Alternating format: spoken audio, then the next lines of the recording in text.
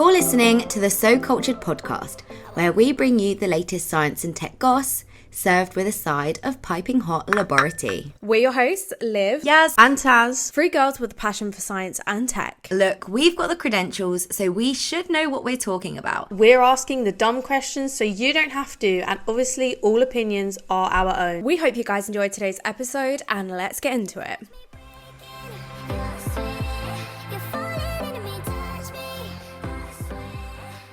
Welcome everyone to another episode of So Cultured. We're on episode 2, and before we get into today's episode, we just want to say a huge thank you to everyone for all of your support on episode 1. I think it far exceeded our expectations. Like, we're genuinely so happy with how many people listened, tuned in, tagged us on stories, and also took the time to send us a message and leave us a rating or review. Like, genuinely, I think I speak for all three of us when I say, like, we're actually very surprised with how many people listened and enjoyed the podcast.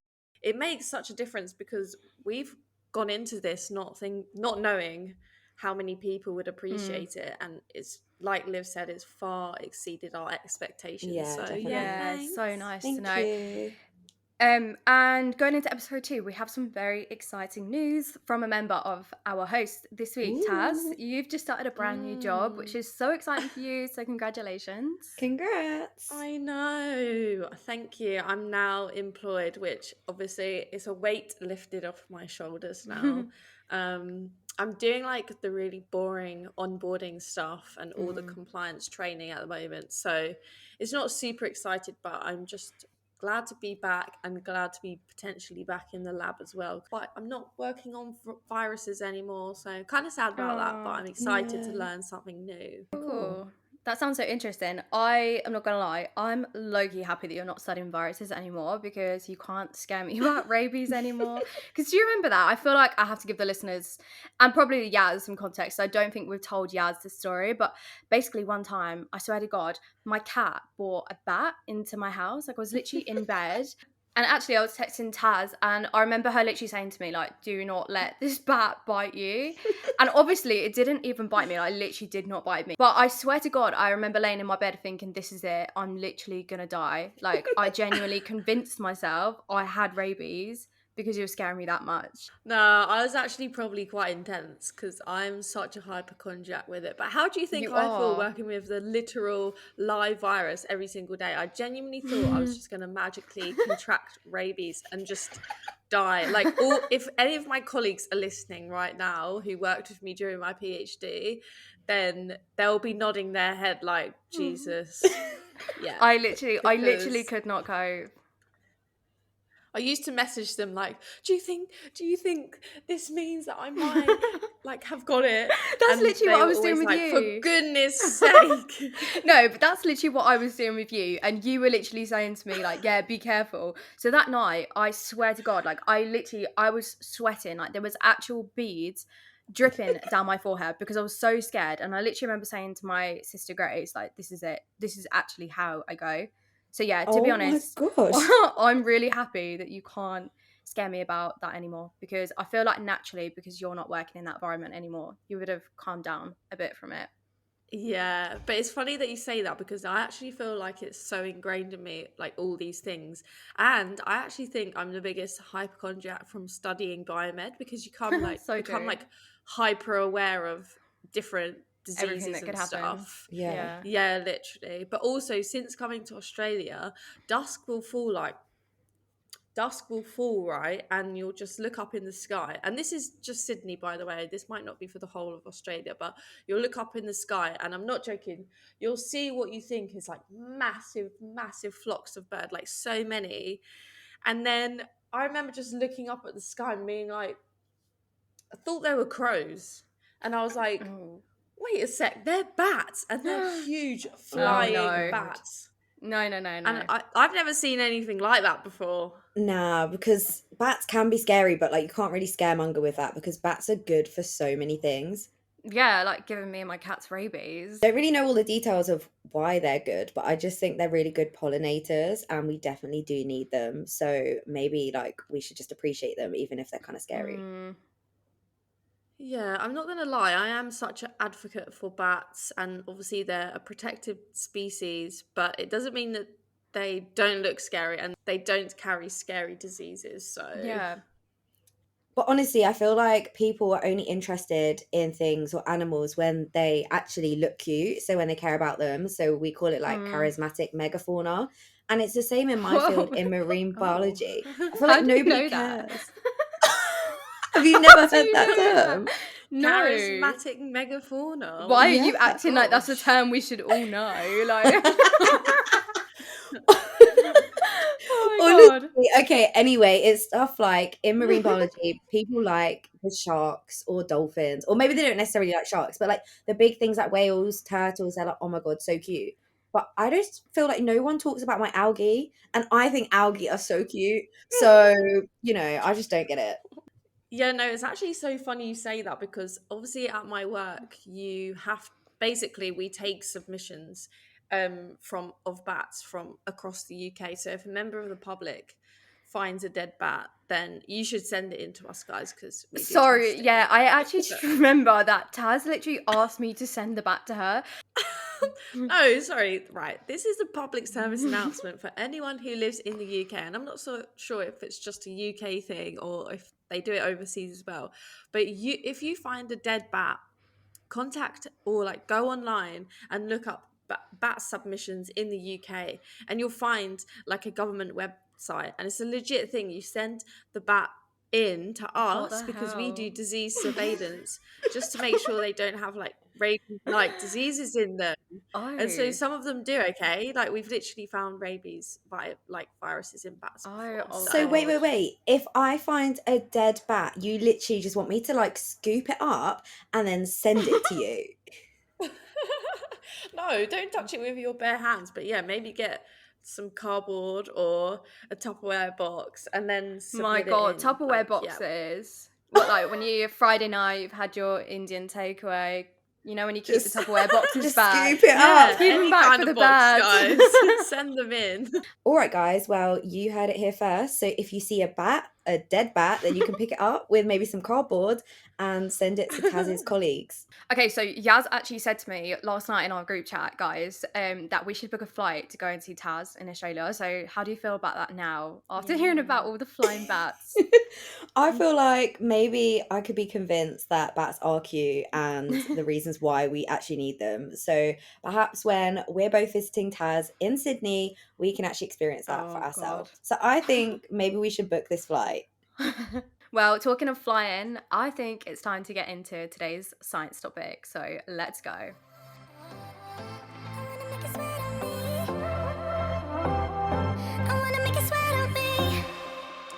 Okay, Yaz, tell us what's going on in the world of science. What have you found out this week?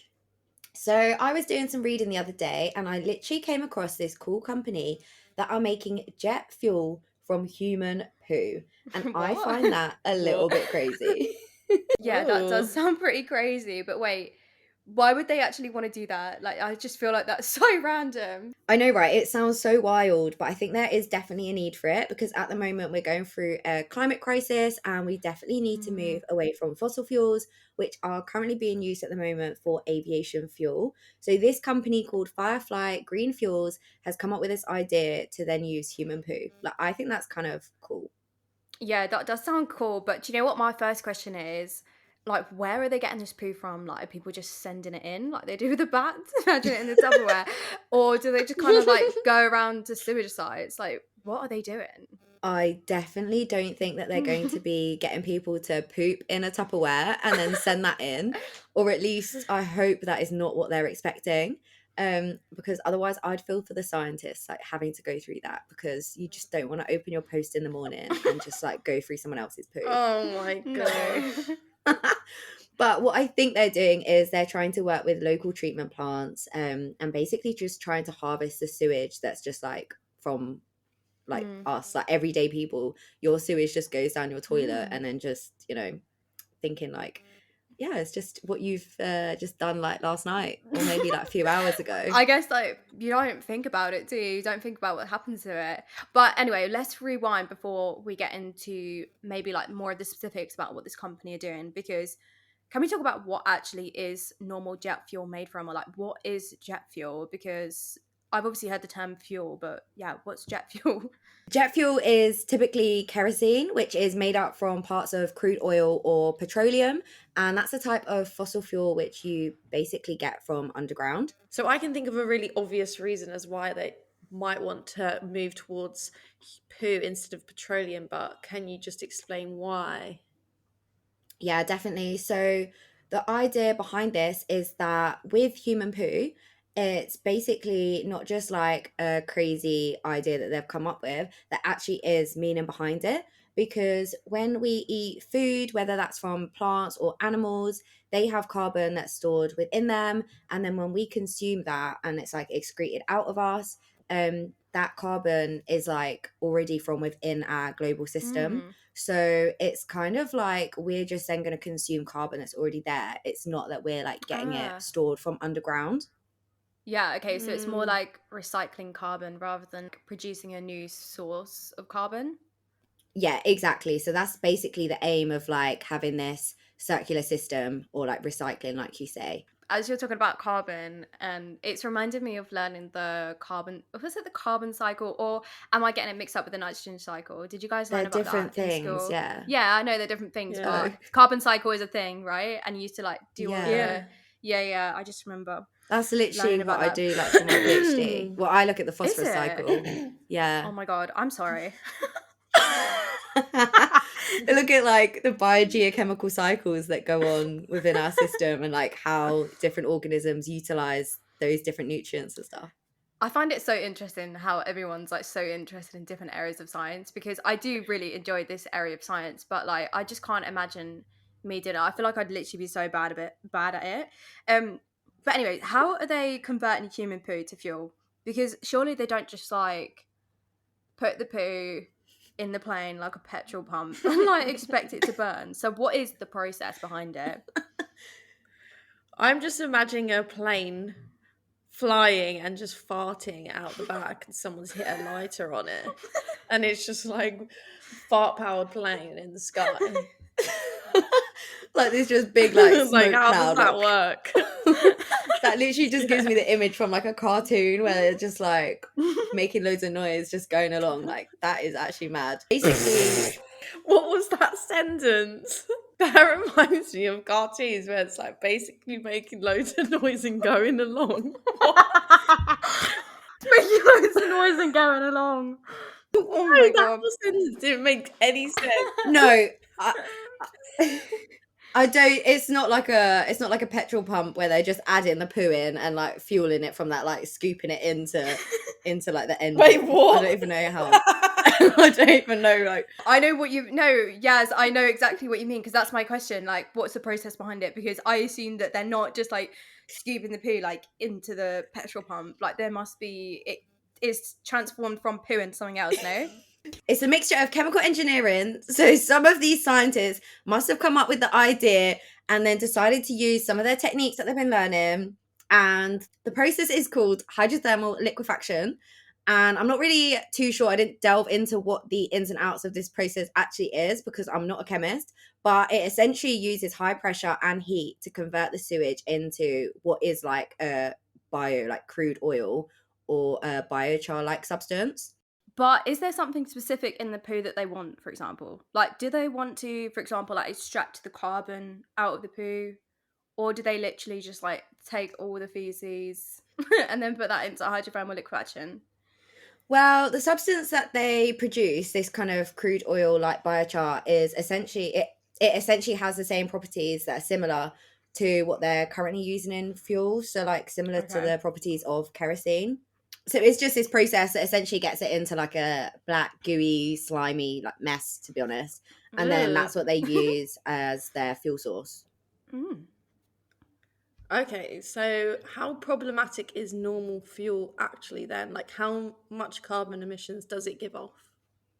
Yeah, so to be honest, I found it a little bit mad because when I normally hear of aviation, you always think that like it's gonna be such a big polluter.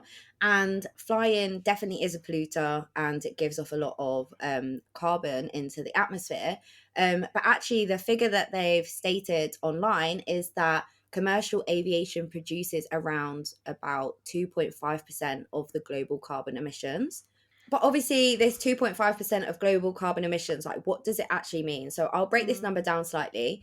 And so obviously, Liv, we were talking about potentially going to visit Taz in Australia. And if we imagine a flight that leaves from London in the UK going to Sydney in Australia, this would essentially give off like 3,955 pounds of what's called like carbon or like CO2 equivalents. What does that actually mean? So it's like a really abstract number. I honestly don't know why they use this, because like who even knows what it means. But I just did some Googling, and even though I'm an environmental biologist, I feel like I probably should know this by now. Like obviously I know some big words maybe that Liv might not know, like charismatic megafauna, but I do not know about maybe what people might think is simple. But if you're interested, you can go online and just like Google an online calculator to look at carbon emissions. And it basically says that this 3,955 pounds of CO2 equivalent is the same as like 900 kg of coal being burnt. 900 kg, is that heavy? Liv, obviously I know you're like a gym person and you must lift heavy. Obviously I don't think 900 kg heavy, but like can you put that into perspective? Yeah, I definitely can't lift a 900 kg. Okay, so I think the heaviest anyone in my gym can squat is 200 kg. So times that nearly by 5. Yeah, that's pretty mad, not gonna lie. So Liv can squat that easy, basically, guys. I can't even squat like 60 kilograms. I'm literally holding on for dear life under 60. Honestly, my squats are not strong. Okay, so Liv, you need to be getting back in that gym I know. and going hard. I know. But obviously, let me just put that into perspective slightly more, because I feel like all of this is so abstract. It's just numbers, like it doesn't mean anything. But if you think about a typical household, so like you guys being at home, if you were to be using like your just normal household energy over a 3-month period of you using your gas, electricity, that is essentially the same amount of CO2 from your household energies as would be used from a flight from London to Sydney. Whoa, okay, that's actually crazy. I wasn't expecting that. Yeah, literally, because when you're just hearing these other numbers, like I don't feel like anyone actually understands what it means. But also as another way to look at it, because that's like what you've been using, but again, like in your household, like how do you actually know how much energy you're using and like what that gives off? But if you wanted to offset that carbon that's being used or being released from this flight or from 3 months of your household energy, it's literally the same thing as needing around 2 acres of forest in the US Whoa. for one whole year to absorb the same amount of carbon that you would be using from that flight. No way, that's actually insane. So we really need alternatives. I think, like you say, we just hear these arbitrary numbers of how much CO2 is released for every flight. But until you put that into perspective of how much a tree can absorb, it's kind of crazy when you think about it. See, we definitely do need alternatives. But like I said, aviation fuel currently contributes to around 2.5% of global carbon emissions. And actually, a lot of other transport mechanisms are also putting out a lot more carbon. So if you think about all of the carbon emissions just going into the atmosphere, transport accounts for 20% of global carbon emissions, and others could be from like industries that burn fossil fuels and stuff for energy, like household energy. But within this 20% of transport, 45% comes from cars and buses. And within that 20%, I think it was only about maybe like 11% or something that was from aviation. So that's where we get this 2.5% stat from. So I feel like even though there is definitely a need to look at sustainable fuel alternatives for aviation, we also do need to be tackling problems with like cars and buses, because they're also giving off a lot of carbon. So even though I feel like there is definitely a need for sustainable fuel alternatives for aviation, there is definitely a need for us to tackle problems of like cars and buses as well. Yeah, I do think there is a lot of approaches to tackle cars and buses, and obviously we could speak about that on a whole another episode on like electric cars and whether they're sustainable with like the battery components and things like that. But Yeah. going back to aviation, surely to have a sustainable source of fuel, you'd have to use Mm-hmm. renewable energy sources to make the jet fuel from human poo, because otherwise you're just using energy to make energy, no? Yeah, that is exactly it. And I think you've hit the nail on the head there, to be honest, because it feels like this research probably won't make the most sense at the moment, because it just seems like they will be using energy from this um, hydrothermal liquefaction and actually like inputting energy. So unless we're run off like a fully renewable source grid in the country that they're like doing this, then I don't really see how it can be truly sustainable. But I think the whole idea of it is just like a cool avenue to explore.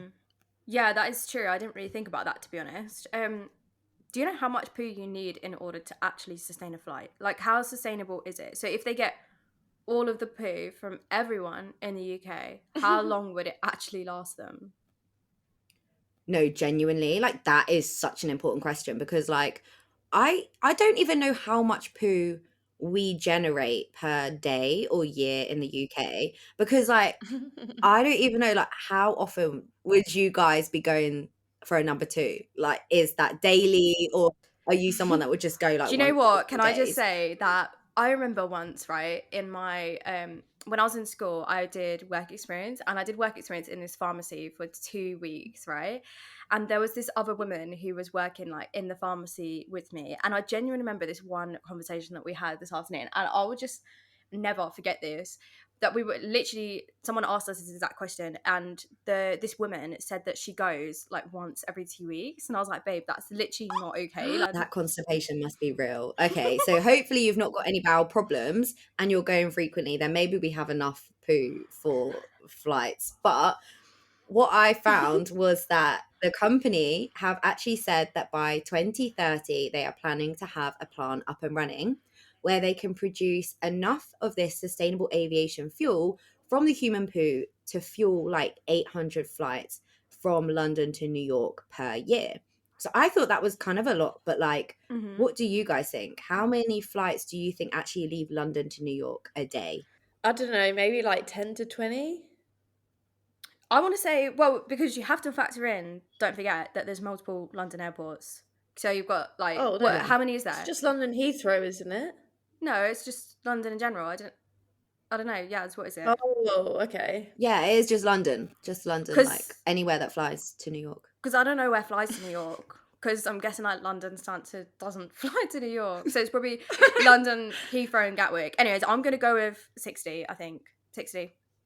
Okay, yeah, so you like are kind of going at the same ballpark. Well, actually, it's 126 direct flights that run between London and New York per day, Whoa, That which is per on day. average is crazy. actually, yeah, literally, and on average that is actually around 887 departures each week. Oh wait, that was per day, not week. Yeah, so 126 per Whoa. day, but per week is That's 887 mad. London to New York Who Oh my flights. is getting on gosh. these flights? Like, where are all these people going? I don't understand. Well, they're obviously going to New York.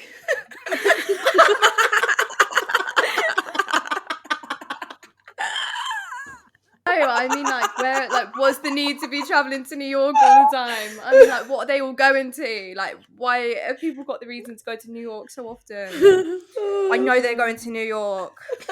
Okay, wait. So, what are we saying? Are we saying that a year's worth of human poo will only fuel a week's worth of flights to New York, like from London to New York as well? So, Yeah, and that is using all of the human poo that we produce in the UK. I feel like so much research has gone into this, and I feel like we said this on episode 1, like this research, it's like progressive research, right? Like this Yeah. research will lead to other research which will eventually have like a bigger impact, or maybe like sustain more flights. But at the Yeah. same time, I want to say, like, is it worth it? Is it really worth it? I don't know.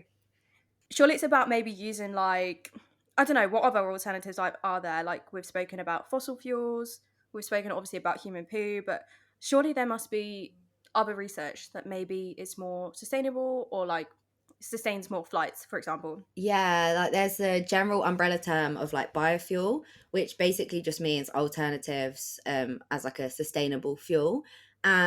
Some researchers have been using ethanol, and the way that you can like obtain ethanol or make ethanol is from using like plant biomass, and you can ferment it and then that will produce the ethanol. And I've read somewhere that a plane managed to run like a whole journey. I don't know how far it was, but like Whoa. completely run on Who ethanol. is getting on that plane? Literally, who Not is getting on me. that plane? Because you literally could not pay. Because what if it goes down like halfway, runs out of fuel halfway? Don't even speak about it. No, I am not getting on it. we have I'm not getting trust on in it. the people that have developed this technology, and let's just say that like it made it to the destination. Okay, so like we're going with that. I mean, I have trust, but I'm also not volunteering to go on that flight. Yeah. Yeah, Yaz, don't you work on algae as well? I think I heard somewhere that that could be a potential source of fuel in the future.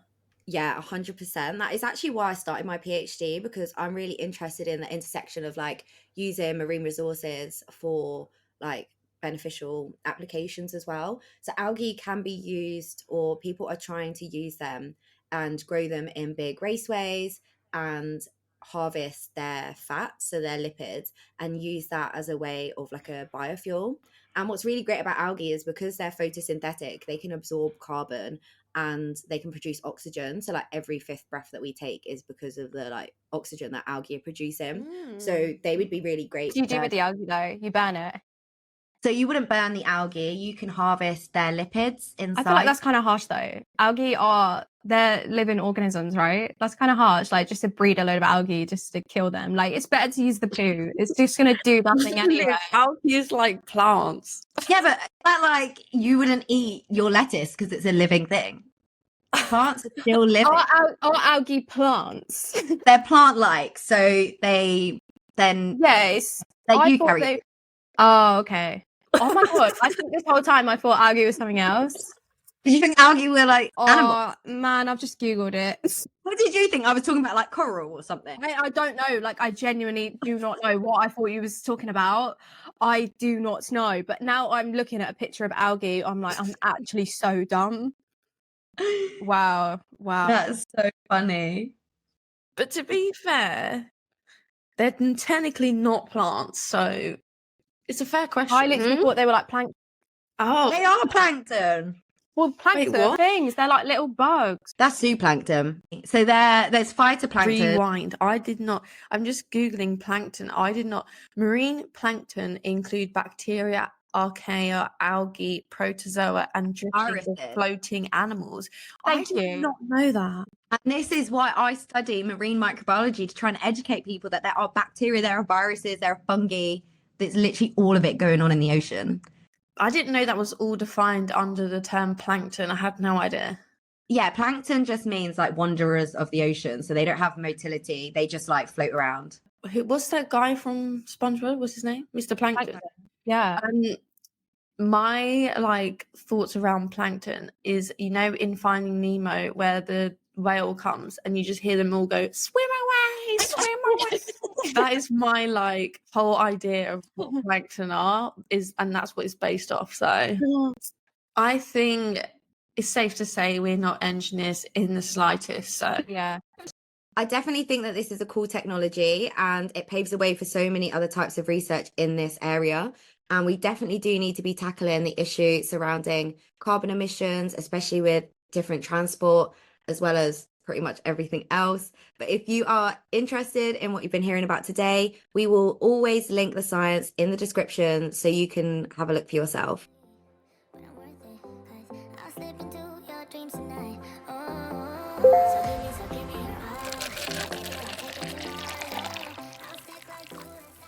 okay, guys, the laboratory is hot for this one, and Let's it's go. something that we need to discuss and also bring some awareness to as well. Oh, I'm here for this. So, obviously, everyone who's done a PhD will know the 3rd/4th year dread of finishing a PhD whilst also trying to find a postdoc, because usually those things overlap, right? Because funding stops at the end of 3rd year, and then you're like, oh my God, I need to find a role. It's fairly common, right? Okay, so I think it's fair to say, like, every PhD student would want to make that transition, like, as easy and as stress-free possible. So, like, that would be, like, a really good business idea, wouldn't it? And there is actually a business that does this, and it's got some traction in the media recently. Okay. Right, so I was reading a science article the other day about a company called Cheeky Scientist. I don't know if you guys have heard of it. It rings a bell. The sole reason this article has been published is because of the criticism that it's received, basically. Love a bit of criticism. Okay. Go on. So I was having a look at their website, and essentially what they offer is a seamless transition to industry. So it helps you with networking, your Okay, CV, already your sus. cover letter. Already sus. Yeah, Mhm. and apparently they help you find like connections from people that they already have connections with. Yeah. So it's a bit like a So- LinkedIn, but specific. Yeah, and it's fully focused on finding an industry position, not academia. Okay, this Yeah. already sounds too good to be true. Like I said, it sounds a bit sus. Yeah, because for any Yes. listeners that don't know, in academia, the money isn't as great as industry. So, and the job security isn't really there. So, getting an industry position is kind of something that people do want. So it is, I would say it is too good to be true, because it comes with a hefty price tag of around $3,000 to $10,000. Damn. Do you know what though? Like when you're looking for a job, it's because you're broke. Like who has that kind of money who's to got then money? find a job? Exactly.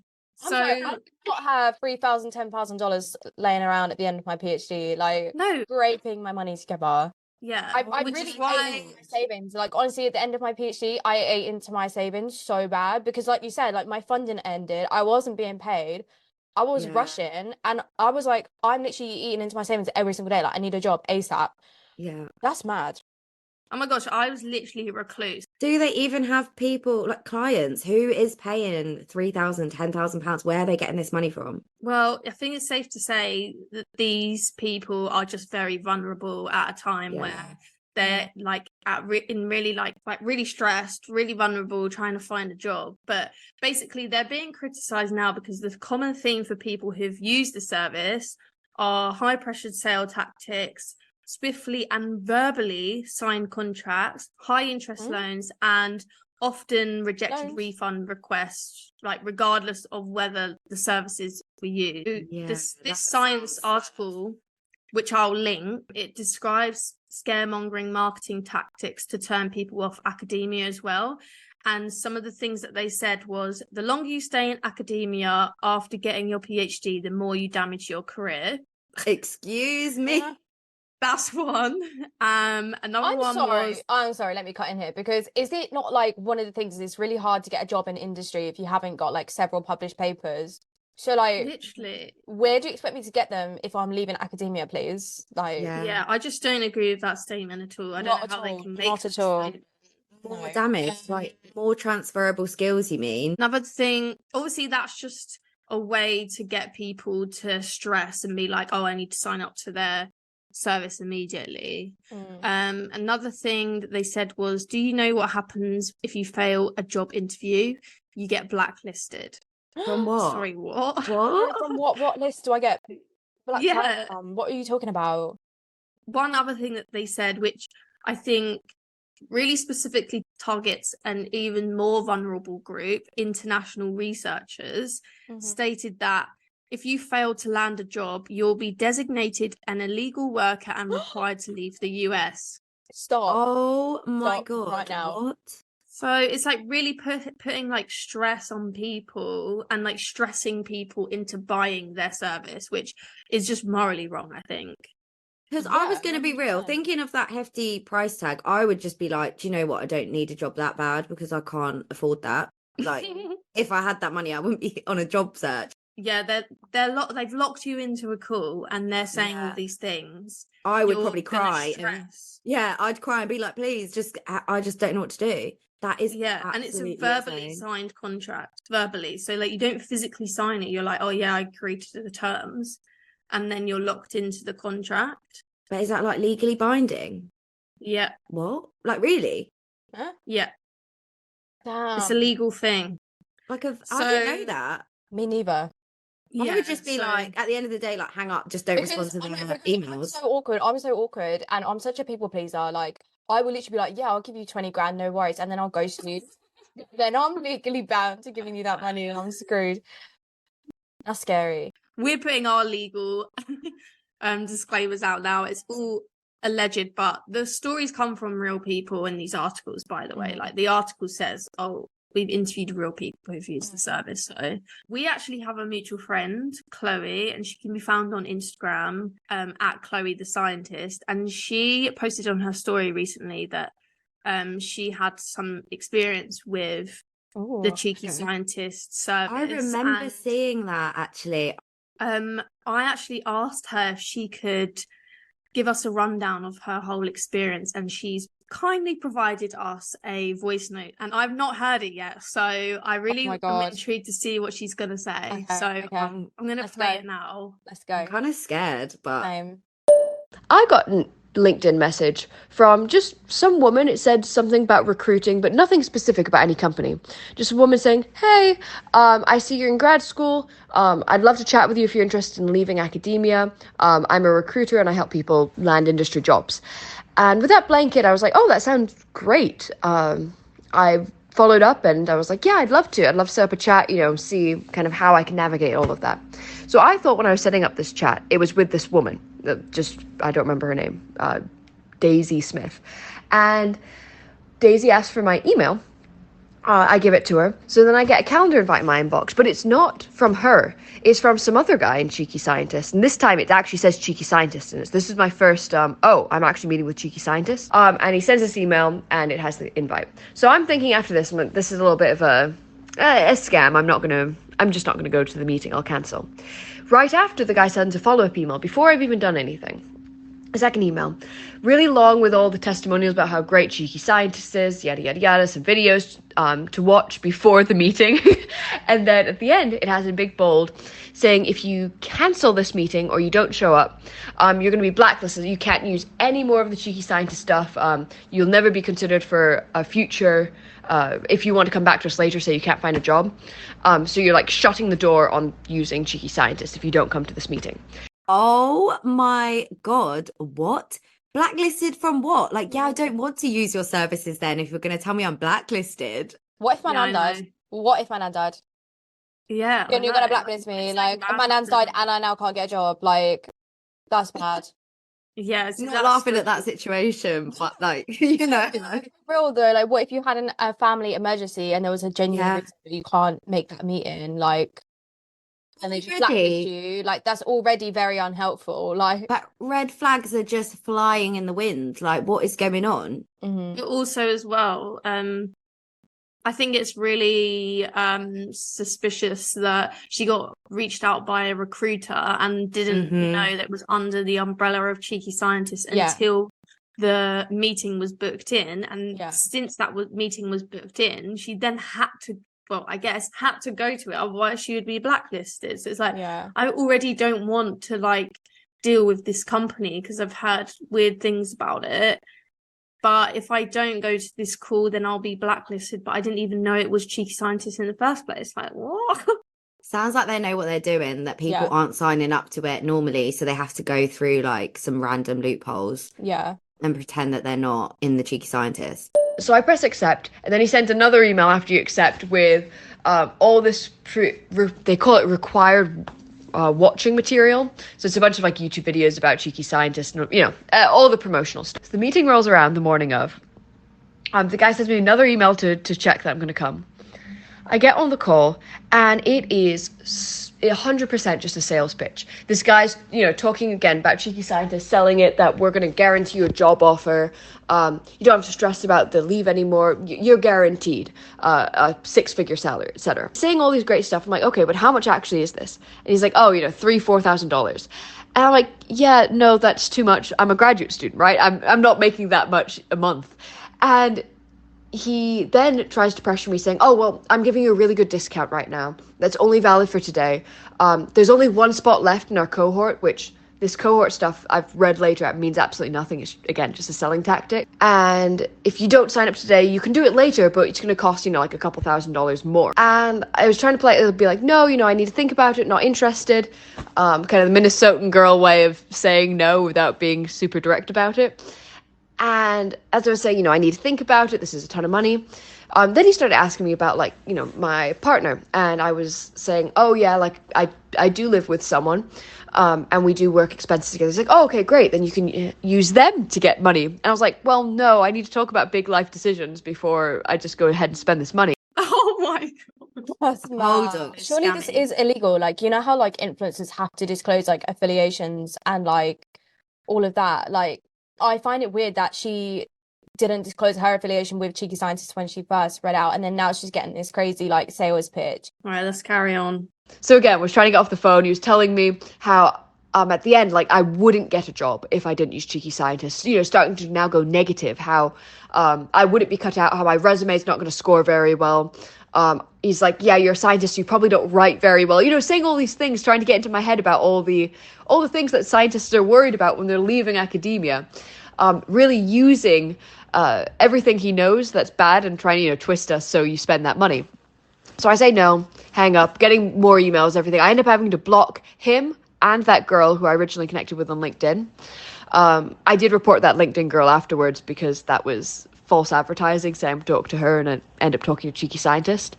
But the whole thing, and then I went down rabbit holes later about other people that have talked on Reddit, etc., about Cheeky Scientist. And wow, like, a lot of people fall for it. I don't blame them because they really prey on grad students' worst fears. You're never going to get a job. You don't know how to leave at academia, and you have to use this resource in order to be able to get into industry. Later, I was reading that all the things they promise, right? They say they're going to build your resume for you, your LinkedIn, guarantee job offers, etc.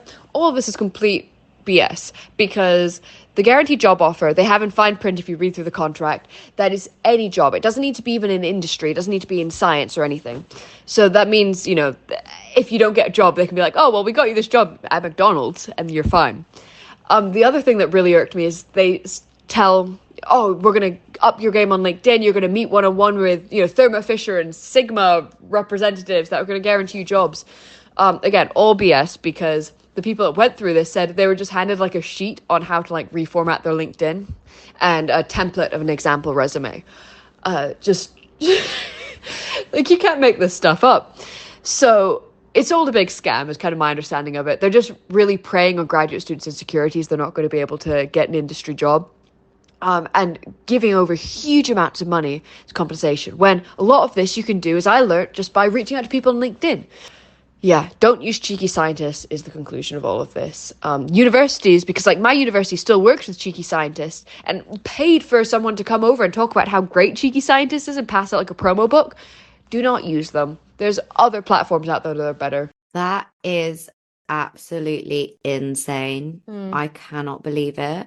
And like from the call, I don't even know what they're offering. Like, I genuinely do not get it. Like, there's very similar things in tech. Like in tech, there's very similar platforms where they'll like do similar things, but they will give you a whole course on like R programming or like data science. Like, you will get like a whole data science course and like a certificate, plus all of these things that Cheeky Scientists are offering you. Like, I still don't actually understand what you're paying like 10 grand for like career advice, basically. Like, it doesn't make any sense to me. Yeah, I don't get it because a lot of universities or colleges, wherever you're based, they have their own careers advice and services, or even just reaching out to other people who've gone through the same process of getting a job.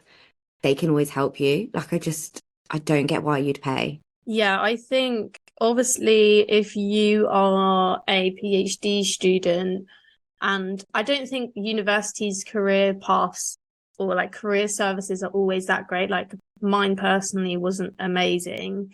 And I don't think it can be like that specific to you and what you're doing as a PhD. Maybe True. Undergrad career services is all right, but post PhD, I think it's a bit harder. But Liv, maybe we should give the listeners some advice on post PhD and finding a job and things like that, so that they don't have to use Cheeky Scientist or other services like that. Reach out to people who are doing similar things that you could see yourself doing and talk to them about their career path and how they got into it. Because that's all Cheeky Scientists are doing, really, is just like advising you.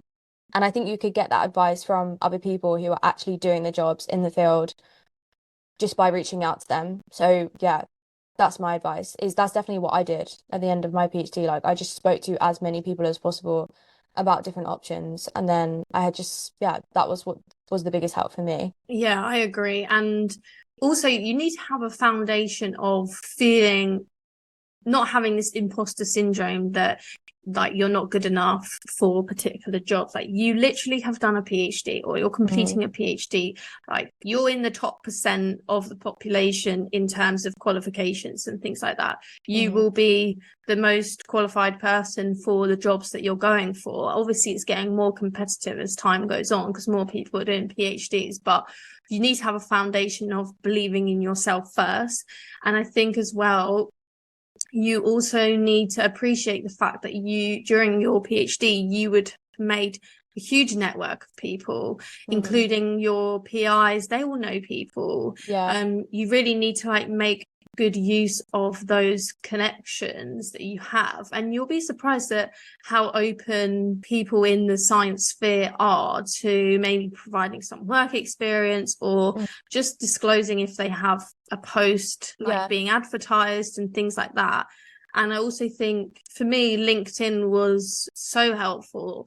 A lot of postdocs get posted on LinkedIn. A lot of industry jobs get a lot of industry jobs get posted on LinkedIn. So just put job notifications on and you'll be surprised at like how many actually come through. It's not until you start looking that you don't realize. Then I've worked in other industries. So I was a data analyst before I went back to uni to do my master's.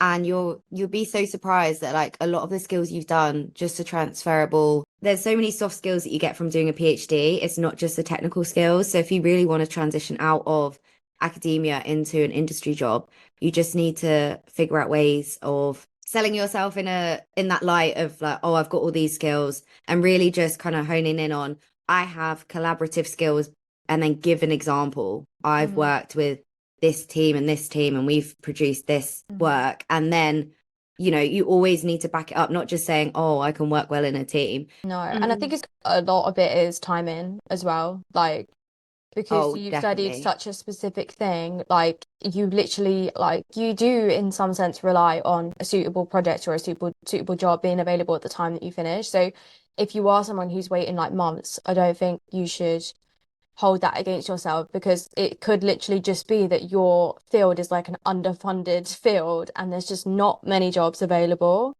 Like I was really lucky that literally just like the perfect project for me just came up like as I finished my PhD, and like I didn't even know these PIs, like we'd never spoke, we didn't really have any mutual connections, but it just worked out that way. So I think for some people like it is luck in a sense. I mean, I don't want to use the word luck because it's not luck, like you worked really hard, but timing I think is the right word. But also I think on that point, don't be afraid to branch out from your subject. When I came to Australia, I couldn't study viruses because I don't have the security clearance to study viruses here because I'm not a permanent resident, whereas obviously at home I am and I can get that security clearance. So immediately, straight away, I was thinking, oh, I need to go in a different field. And I have. Like, I've gone from viruses to looking at the microbiome, which is two completely different things.